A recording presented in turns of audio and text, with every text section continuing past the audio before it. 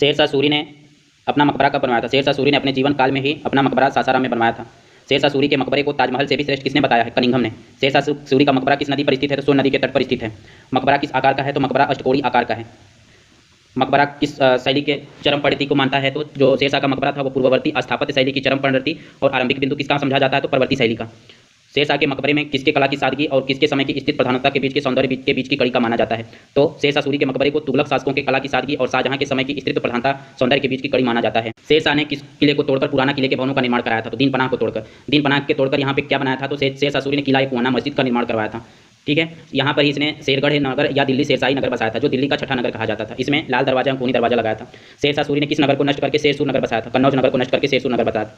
पाटलिपुत्र का नामकरण किसने किया था? तो शेरशाह सूरी ने पाटलिपुत्र के नाम को बदलकर आधुनिक स्वरूप का नाम करके पटना रखा था। रोहतासगढ़ किला किसने बनवाया था? तो रोहतासगढ़ किला शेरशाह सूरी ने बनवाया था। ये दो जगह बनवाया था, एक बनवाया था सोन नदी के तट पर और दूसरा बनवाया था सिंध में झेलम नदी के तट पर। झेलम नदी के तट पर जो रोहतासगढ़ किला बनवाया गया था शेरशाह सूरी के द्वारा, उसका निर्माण किसने किया था? तो टोडरमल ने किया था। शेरशाह सूरी का आधुनिक जीवनीकार कौन था? शेरशाह सूरी का आधुनिक जीवनीकार डॉक्टर कानूनगो था। शेरशाह सूरी की प्रसिद्धि दिलाने का श्रेय किसे प्राप्त है? डॉक्टर कानूनगो को प्राप्त है। लेकिन शेरशाह सूरी के बारे में जो छवि अभी तक बन पाई है उसका श्रेय किसको दिया जाता है? तो अब्बास खान शेरवानी को दिया जाता है। शेरशाह को अकबर का गुरु मानता है। शेरशाह को अकबर का गुरु मानता है कौन? आरपी त्रिपाठी। शेरशाह की तुलना शिवाजी से कौन इतिहासकार करते हैं? तो शेरशाह की तुलना शिवाजी से आरपी त्रिपाठी एवं यदुनाथ सरकार करते हैं। इसके पीछे का कारण क्या है? तो कहा जाता है कि शेरशाह सूरी और शिवाजी जो थे वो दोनों प्रारंभ में जागीरदार थे। जैसे शेरशाह सूरी सासाराम का जागीरदार था, वहीं पन्ना शिवाजी जो था वो पूना का जागीरदार था। दोनों को पिता का स्नेह प्राप्त नहीं था। शेरशाह सूरी और शिवाजी ने दोनों ने राजनीति में धर्म का खुलकर प्रयोग किया था।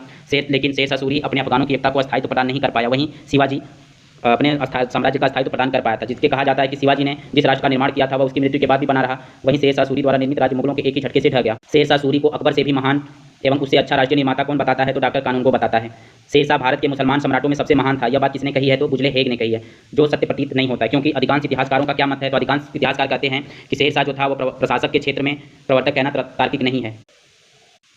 शेरशाह को क्या कहा जाता है? शेरशाह को एक कुशल प्रशासक एवं उत्कृष्ट प्रबंधनकर्ता कहा जाता है। शेरशाह की सबसे बड़ी देन क्या है? शेरशाह की सबसे बड़ी देन कानून व्यवस्था की स्थापना करना, राजस्व व्यवस्था में सुधार करना, यह उसकी सबसे बड़ी व्यवस्था है। शेरशाह सूरी में क्या कमियां देखती है कि शेरशाह सूरी ने अपने प्रशासनिक संरचना में किसी नवीनता को जन्म नहीं दिया।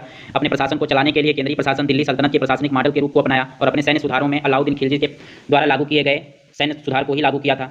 वहीं अकबर जो था वह मौलिक नीतियों एवं नवीन प्रशासनिक संरचना का जन्मदाता माना जाता है। इसलिए शेरशाह सूरी को क्या कहा जाता है? इस आधार पे शेरशाह सूरी को कहा जाता है कि शेरशाह सूरी सुधारक है, प्रवर्तक नहीं है। कौन सा लेखक शेरशाह सूरी के काल में हुआ था लेकिन उसके दरबार से संबंधित नहीं है? मलिक मोहम्मद जायसी। मलिक मोहम्मद जायसी की रचना का नाम क्या है? पद्मावत, कान्हावत, अखरावत एवं आखिरी सलाम। पद्मावत का आखिरी भाग क्या कहलाता है? 12 मासा। पद्मावत का बांग्ला अनुवाद किसने किया था? तो अलाओल ने किया था। अलाओल क्या था? बंगाल में मूल रचना करता था और फारसी में अनुवाद करता था।